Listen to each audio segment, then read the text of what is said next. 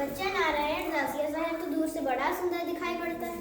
देख, अगर भिक्षा भी सुंदर मिले तो भगवान को भोग लगे। गुरुजी महाराज नगर तो बड़ा सुंदर और पर भिक्षा भी सुंदर मिले तो बड़ा आनंद हो। बच्चा गोवर्धन दास तो पश्चिम की ओर जा, नारायण दास पूर्व की ओर जाएगा। आलू ले लो टके से, भिंडी ले लो। क्यों भाजी क्या भाव है? मटर, गोभी ले लो बर्फी। के भाई हलवाई मिठाई क्या भाव है? टके से लड्डू सब चीज दो टके से। बच्चा नगरी क्या नाम है? अंधेर नगरी। और राजा क्या नाम है? भूज राजा। वाह वाह, अंधेर नगरी अनुबूझा टके सिर बाजी टके सिर खाजा। तो पापा जी कुछ लेना तो ले ले। बच्चा भिक्षा मांग कर 7 पैसे लाया हूँ, उसी से 3.5 सेर मिठाई दे दे।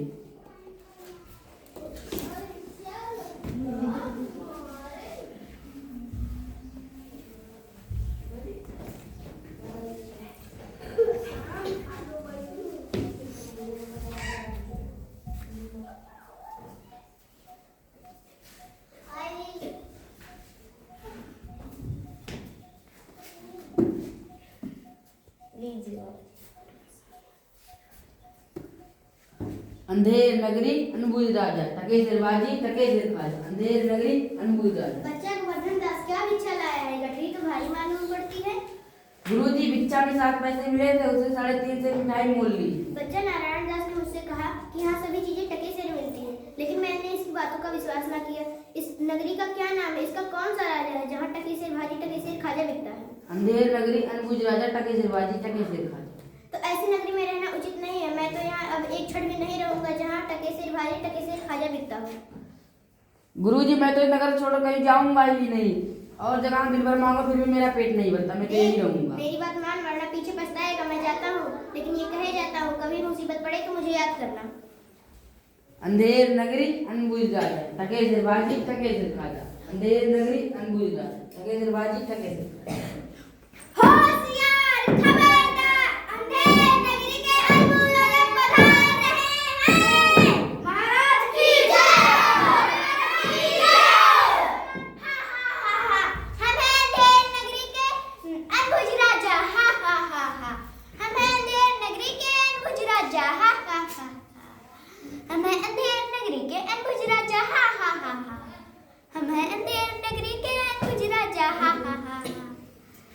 दुहाई महाराज दुहाई। क्या हुआ?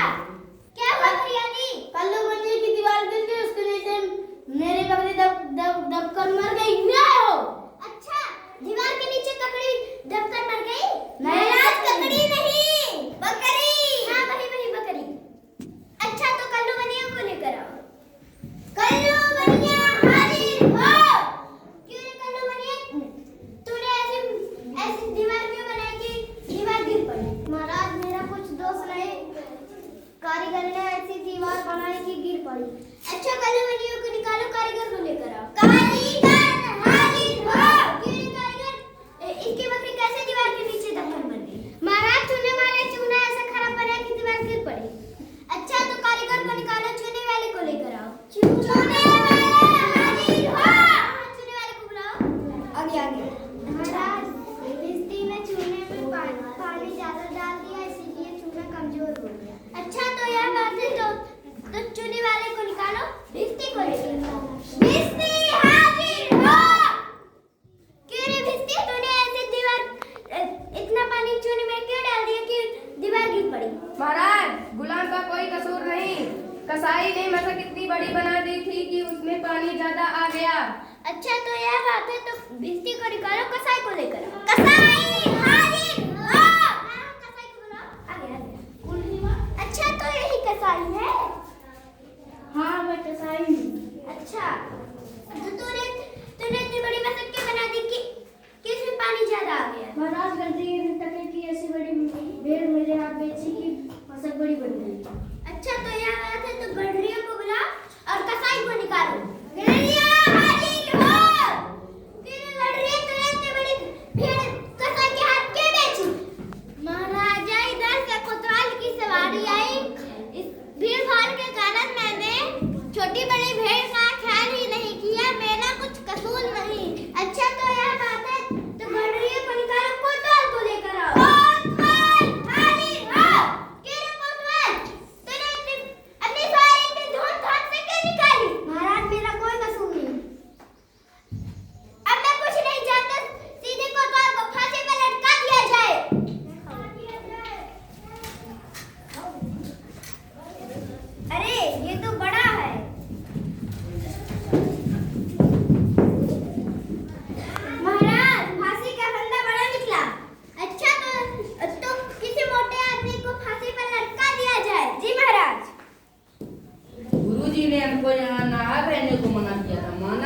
बहुत बुरा, ना का खाते पीते मस्त पड़े हैं।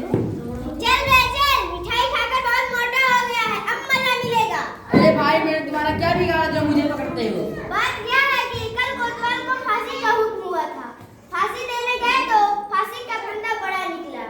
महाराज की आज्ञा है कि किसी मोटे आदमी को फांसी दी जाए। दुआई परमेश्वर की, अरे मैं नाक मारा जा रहा हूँ। गुरुजी कहाँ हो? आओ मेरे प्राण बचाओ।